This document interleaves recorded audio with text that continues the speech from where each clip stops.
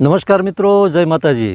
જે લોકોને શરદી હોય, નાકમાંથી પાણી પડતું હોય, સળેખામ થઈ ગયું હોય અને ભેગા ભેગી ઉધરસ અને ખાંસી આવતી હોય તો રાઈનો એક દેશી પ્રયોગ છે આયુર્વેદમાં મિત્રો।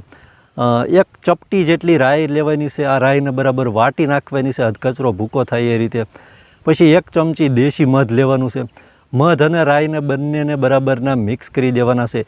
2 મિનિટ સુધી આ મિશ્રણને હલાવવાનું છે એટલે એકબીજામાં મિક્સ થઈ જાય। પછી આને દિવસમાં 2 વખત અથવા 3 વખત આંગળીની મદદથી ચાટી જવાનું છે।